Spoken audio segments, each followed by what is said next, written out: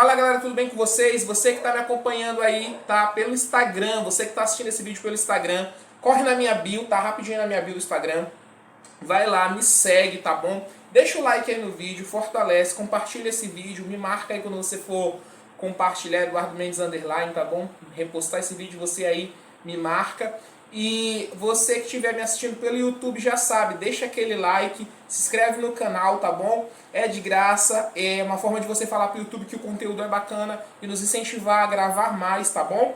E você que está nos acompanhando pelo YouTube também, se inscreve no nosso canal, ativa o sininho, que toda semana a gente está postando um vídeo novo com uma temática bem bacana aqui pra você, tá bom? É gratuito, deixa aí o seu like, esteja nos ajudando aí dessa forma, tá bom, galera? Galera, você que está me acompanhando aqui no Instagram ou no YouTube já sabe, né, que a gente está com essa série de vídeos chamado Quaresma, o tempo de se esvaziar. É uma série de vídeos que fala sobre os 40 dias de Jesus no deserto, onde nós estamos fazendo uma reflexão sobre esse tempo e eu quero levar você a refletir o que você talvez faria se fosse você ali no lugar de Jesus enfrentando um deserto. Ou quero também te fazer, né? Eu quero te fazer pensar nas lições que você pode tirar deste rico texto de Mateus 4, tá? Do 1 até o versículo 11, que é onde nós estamos estudando. E eu acredito que tem sido um tempo abençoado essa série de vídeos. Foram os 2 primeiros vídeos, esse é o 3º vídeo. Em breve vou estar lançando o 4º e último vídeo dessa série, tá bom? E a você que tem nos acompanhado sabe que tem sido aí enriquecedor, né? Tem sido aí edificante para a sua vida. E esse é o nosso objetivo, é fazer com que você que chegou aqui no canal, você que está se inscrevendo agora, você que é novato por aqui, seja bem-vindo. Você que me segue, né? Você que está descobrindo aí pelo explorar, pelas hashtags, você que está me seguindo no Instagram, para você entender um pouco do nosso canal, que a gente tem sempre trazido esse conteúdo edificante para você. Esse é o nosso objetivo, edificar a sua vida e trazer a mensagem de Cristo de uma maneira bem simples, tá? Para que você entenda. Esse é o nosso objetivo, tá? E a você que estiver com sua Bíblia aí acompanhando, tá? Você que tem aquela galera que gosta de estar com a sua Bíblia acompanhando, sejam, como eu sempre falo, sejam bereanos, né? Paulo, ele lá em Atos cita que quando ele vai até Bereia, ele vai primeiro a Tessalônica e vê que o pessoal de Tessalônica ouvia o que ele falava e não dava mínima, e quando ele vai a Bereia, alguns cristãos daquela comunidade pegavam os pergaminhos, naquela época aqueles pergaminhos onde estavam ali a lei e os profetas, e os cristãos daquele tempo, eles pegavam aqueles pergaminhos e iam examinar, né? Os homens daquela sinagoga faziam isso, examinavam os pergaminhos para saber se Paulo estava realmente falando algo de acordo com a palavra de Deus, né? A palavra de Deus que até então eles tinham naquele tempo era a lei, os profetas, e o evangelho estava no tempo de ser escrito, né? Estava sendo escrito naquele tempo. E o apóstolo Paulo, ele diz que os de Bereia eram mais nobres que o de Tessalônica, porque eles examinavam as escrituras. Então você que está me acompanhando aqui desde o primeiro vídeo, examine as escrituras. Tudo que eu tenho falado aqui, examine, tá bom? Não fique só preso no que eu estou falando, mas busque nessa fonte, tá? Que é... Tem um envelope caindo aqui, perdão galera. Mas busque nessa fonte aqui, tá? Que é a palavra de Deus, tá bom? E a você que puder estar nos acompanhando, estamos lendo o capítulo 4 do livro de Mateus, que fala sobre a tentação de Jesus no deserto, o período em que Jesus esteve 40 dias e 40 noites no deserto ali da Judéia, aonde Satanás o tentou durante esse tempo. E Jesus, em sua humanidade, sendo 100% homem, foi provado, tá? Testado, provado, e foi tentado pelo diabo ali durante esse tempo, tá bom? Com a permissão de Deus Pai, tá? Para que Jesus passasse pelas mesmas tentações e provações que eu e você passamos diariamente. Como eu falei para você no primeiro vídeo, Jesus era 100% homem e 100% Deus. Jesus, ele é 100% Deus, mas na terra, quando ele estava em forma carnal aqui na terra, ele era 100% homem. Então foi necessário que ele passasse por tudo isso, tá? E ele diz assim, né, no versículo 8, que nós vamos trabalhar aqui, do versículo 8 até o versículo 10. Aliás, até o versículo 9, é o 8 e o 9, diz assim: novamente transportou o diabo a um monte muito alto e mostrou a Jesus todos os reinos do mundo e a sua glória. E disse: se você se prostrar e me adorar, eu te darei tudo isso. Eu Anotei aqui alguns pontos para falar para você, porque eu creio que talvez seja um tema muito pertinente para nós falarmos desse tempo, tá? São dois temas, na verdade, que são muito pertinentes, que é sobre a idolatria e o orgulho. Quando eu falar que idolatria, muita gente vai dizer assim, mas cara, você está falando de que idolatria, em que sentido? Você está acusando minha religião A, B ou C, porque eu venero isso, aquilo. Não, querido, não, calma, não é sobre isso. Idolatria muitas vezes é tudo aquilo que nós endeusamos, tá? E na verdade a idolatria é tudo aquilo que nós endeusamos que não é Deus. Aquilo que não vem diretamente de Deus e nós tomamos para nós como ídolos, tá? Como coisas divinas para a nossa vida, tá? Pode ser o dinheiro, pode ser uma pessoa a quem nós somos apegados e afeiçoados, pode ser algo, nosso trabalho, nossa escola, um relacionamento, isso tudo pode ser ídolo, tudo aquilo que rouba o altar de Deus, tudo aquilo que rouba o local que é propício para o Senhor no teu coração, que você coloca ali no lugar que é devido ao Senhor, no seu coração você está cometendo idolatria. É um pecado, e por esse pecado Deus lá no Velho Testamento, ele condenava e detestava, e a Bíblia fala lá no Antigo Testamento que Deus matou pessoas, matou nações por conta da idolatria. O povo de Israel venerou bezerros de ouro, venerou altares de Baal, venerou deuses falsos que não eram Deus. Não era ele, não era o verdadeiro Deus, eram ídolos de pedra, de madeira. E a Bíblia é bem clara quando fala que Deus deu ordem para que essas pessoas fossem literalmente mortas, tá bom?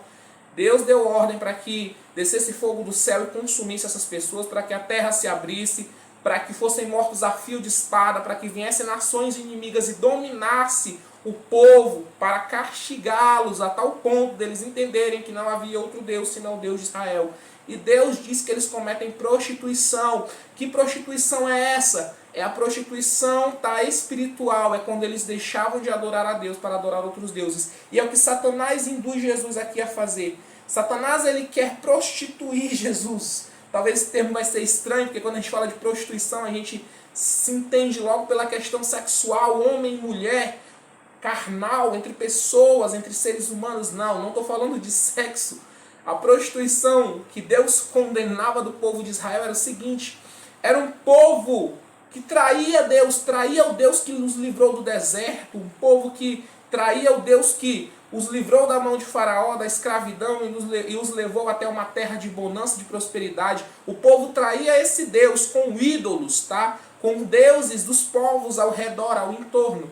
Prestavam culto a deuses nojentos, tá? Em que os cultos a esses deuses era sacrifício de crianças, sim, eles matavam bebês para sacrifício a esses deuses. A gente tem uma prática muito legal não, querido, muito ilegal e maldita, que é hoje em dia praticada, tá? Muitas vezes legalizada em países que a gente tolera e acha até saúde pública, entre aspas, que na verdade, se a gente for estudar cientificamente, tem mais malefícios para a mulher que pratica, que é a prática do aborto. Se a gente for fazer um paralelo, naquele tempo isso era uma forma de sacrifício aos deuses pagãos e Deus condenava e detestava aquilo.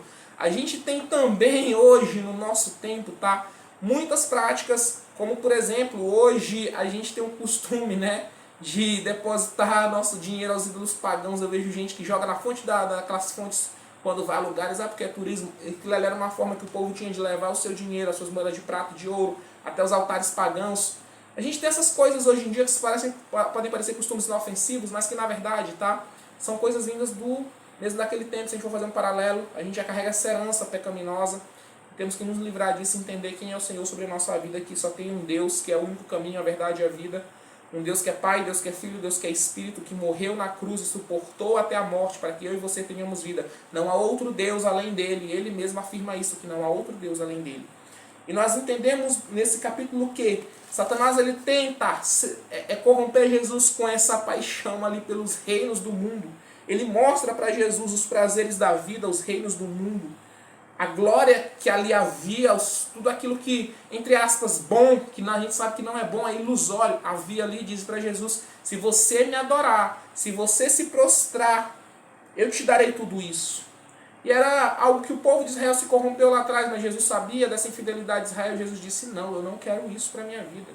Jesus negou aquela oferta que Satanás fez a ele, porque Jesus sabia quem era o seu pai, sabia quem ele era, sabia quem Deus é, o Deus a qual é o único que deve ser adorado, esse Deus. E ele vai falar, né, nós entendemos que esse orgulho, esse ato de se elevar, ele vai muitas vezes ser um prato cheio para que a gente se encha de orgulho. Satanás ele vai nos tentar no orgulho, ele vai encher o nosso coração com esse orgulho, um orgulho que ele teve, que procede dele, tá? O orgulho não procede do Senhor. A Bíblia diz que Deus abate os soberbos, Deus abate os altivos, os orgulhosos. O livro de Provérbios, tá? Os autores de Provérbios, que é Salomão e o rei Lemuel, eles, ao escreverem Provérbios, eles vão dizer o seguinte, que Deus odeia aquele que se ensoberbece, que Deus não tolera os soberbos. Deus não tolera o orgulho, aquele que se exalta. Deus não tolera. Jesus também diz que aquele que se exalta será humilhado. E Satanás se exalta, você tem que me adorar. Satanás se coloca numa posição de como se ele fosse Deus, algo que ele fez lá no princípio nos céus, quando a terra ainda não era habitada. Satanás nos céus, da presença de Deus, ele tem esse orgulho no coração, como está lá em Isaías escrevendo sobre a queda de Satanás. Isaías poeticamente descreve sobre a queda de Satanás, em que ele se afirma, eu sentarei no mais alto dos céus, acima do Altíssimo colocarei meu trono. E ele cai. Jesus, certa parte no Evangelho, vai dizer, eu vi Satanás cair do céu como um raio. Quando Jesus afirma isso, é porque Jesus estava no céu, ao lado, à destra de Deus Pai, à direita de Deus Pai, junto com o Espírito Santo, reinando em glória antes de vir ao mundo morrer por nós. Jesus vê Satanás cair do céu porque Satanás tentou se elevar. Aquele que tenta se elevar, tá? Ele está cavando sua própria cova, a pessoa orgulhosa, o orgulho, né? É esse túmulo, né? Que a pessoa vai ser enterrada ali e ali vai gerar uma morte não só física, mas também espiritual, uma separação de Deus. O orgulho ele é nocivo. E esse orgulho ele é pai da idolatria, tá? E essa idolatria que a gente fala de colocar qualquer coisa que seja supérflua, qualquer coisa que seja terrena, ou até mesmo alguma outra coisa espiritual que não seja de Deus, ou do próprio, ou que seja o próprio Deus, a gente coloca acima de Deus, isso é idolatria, isso provém do orgulho. O orgulho ele é sim pai da idolatria, isso que eu quero dizer para vocês, esse orgulho ele é pai da idolatria. E nós entendemos que a pessoa idólatra, o final dela é a morte, não só física, mas também espiritual. Que morte espiritual é essa? Jesus diz, certa parte do Evangelho, não temam aqueles que matam só o corpo, mas tenham medo de Deus Pai, que é capaz de matar tanto o corpo quanto destruir a alma no inferno. Jesus vai falar isso nos Evangelhos, isso está na palavra de Deus. Não tenham medo daqueles que matam o corpo. Jesus falava em relação aos romanos que perseguiam os cristãos e aos judeus que matavam cristãos na época. Aos pagãos que matavam cristãos e matavam judeus na época. Mas eles temam a Deus Pai. Porque Deus tem esse poder de matar o corpo e destruir a alma. Tá bom? Deus ele é soberano sobre isso também. E nós entendemos que a nossa única maneira de combater esse orgulho é vivendo uma vida de humildade. Somente quando temos humildade, quando tomamos para nós o exemplo da humildade de Jesus, nós somos capazes de entender, né, e de viver essa vida de humildade tal como ele viveu em seu tempo, para que esse orgulho não nos tome, tá bom? E a idolatria ela só pode ser combatida quando Cristo estiver totalmente em nossas vidas, quando ele for o centro. Se Jesus for a totalidade da sua vida, você poderá combater, tal como foi no deserto, lembra? Aqui no deserto, nós entendemos que Satanás ele tentou se elevar e queria que Jesus, enquanto homem, se elevasse, que ele queria que a condição humana de Jesus estivesse acima da condição divina de Jesus. Para dessa forma, Jesus como homem, ser induzido ao pecado, pecar ali. E ele disse, você me prostrar. Satanás se coloca como um ídolo ali. Mas Jesus, conhecedor da sua essência divina, e conhecedor da necessidade que o homem tem de adorar somente a um Deus para ser salvo, que é o nosso Deus verdadeiro, nosso Deus Pai, nosso Yahvé, nosso Jeová, o Deus que enviou Jesus à terra, o próprio Jesus que é Jeová também e é Espírito Santo também, esse Deus trino e uno que nos ama. Jesus, sabendo disso, não cede às propostas de Satanás. E tal como Jesus venceu Satanás por meio da sua humildade, por meio da sua consciência, de saber quem era Deus e saber quem Ele era, assim eu e você, praticando essa humildade, essa consciência, temos o poder em nós de vencer o diabo, de vencer o maligno e de vencer todas as coisas. Amém? Deus abençoe.